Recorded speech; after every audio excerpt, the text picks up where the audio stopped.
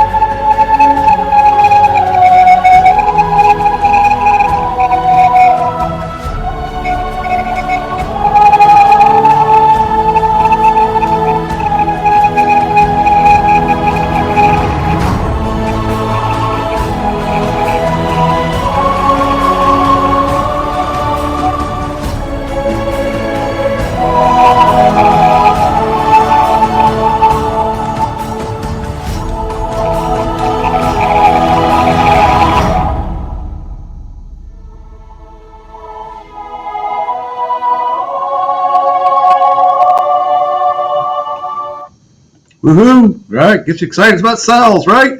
Maybe not. All right, so I mean, pretty crazy stuff though when you look at that. I mean, there's just so much going on in a cell.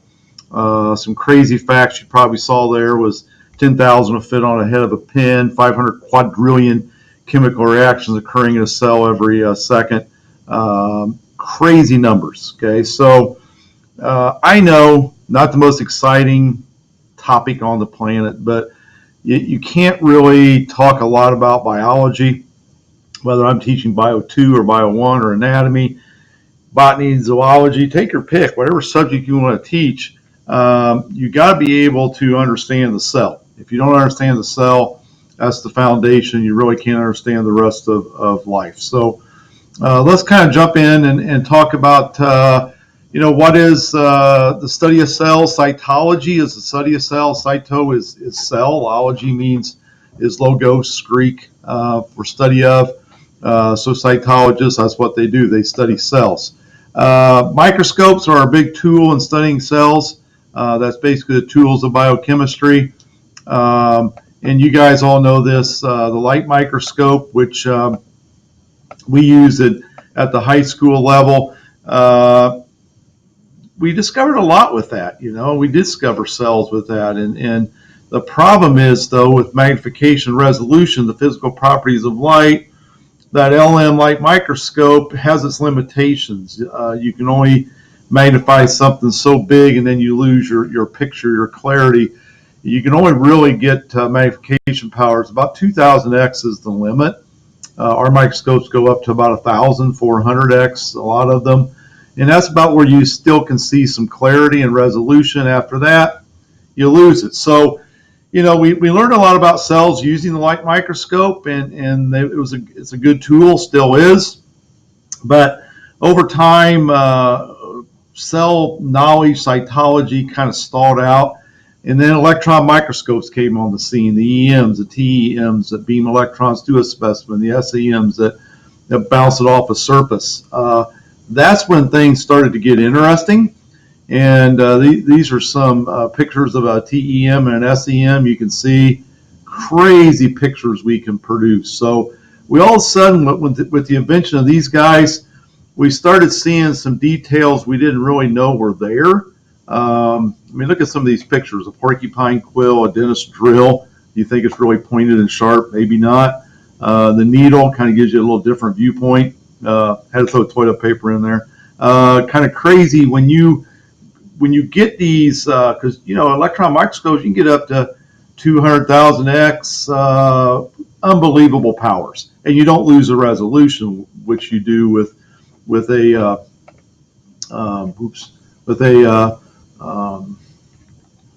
light microscope. Okay, so that's basically kind of where we're at with. Give me a second here. I'll see if I can get this fixed. All right, so that's kind of where we're at with microscopes. Then we added another great invention, and that was the centrifuge. The centrifuge allowed us to separate cells into individual organelles. So now we could see the mitochondria, the ribosome, the Golgi bodies, those individual cell parts came into view because we could separate them out and put them under a electron microscope, and all of a sudden things started to change with that. Okay, crazy stuff. So you can actually take a whole homogeneous solution, separate it out with the centrifuge, and then you can see pretty great detail. So these were great inventions. I had to throw the one on the right. Sometimes if they get out of balance a little bit, you can totally destroy one. Kind of crazy stuff. But this invention was a big one. And once we were able to, get centrifuges and we're able to separate those cell organelles, then we were making great discoveries in a very fast pace. Okay, so and in ultracentrifuges, cell fractionation, ultracentrifuges do that. You get some crazy forces there. You can get things, you can spin things a million times the force of gravity and fractionate it out. So cell fractionation, ultracentrifuges allowed us to separate the cell out and then put it under a microscope, electron microscopes. Now we have a lot more knowledge about cells and cell parts. Okay, so that's kind of where we're at. And then that's where we started figuring out, well, man, there's a big difference between a bacteria and a fungus or an animal cell or a plant cell. So we finally kind of came up with two camps, if you want to look at it that way, prokaryotic and eukaryotic. So the entire living world is divided up into one of those two categories. Haven't talked a lot about prokaryotes in the past in my Bio 1 class. It just seems like I never have enough time. Not that they're not important, but the biggest thing with prokaryotes is pro means before, karyon means kernel. And basically what you find, instead of a nucleus, you have a nucleoid region where our DNA is concentrated, but it's not surrounded by a membrane. So if you guys remember, we talked a little bit about this in Bio 1. The biggest difference between a prokaryote and a eukaryote is a prokaryote does not have a membrane-bound nucleus.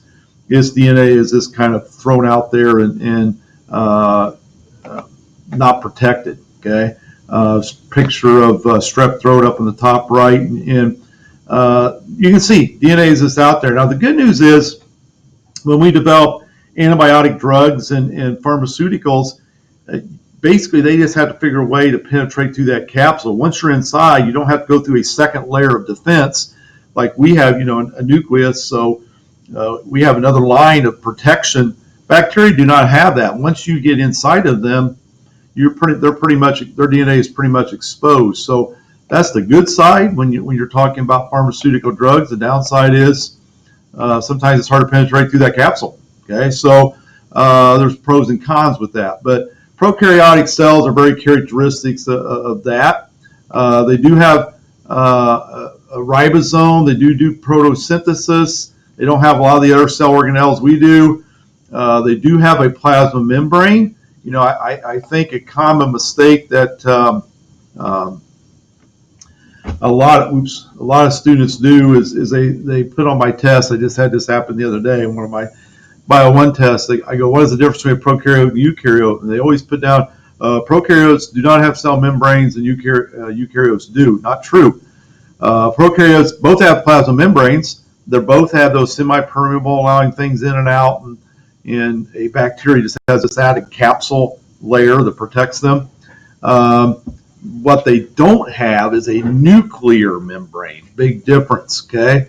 They have cytoplasm, cytosol, just like all cells. They have this capsule, which is this jelly-like outer covering. Strep throat, pneumonia are two biggies with that.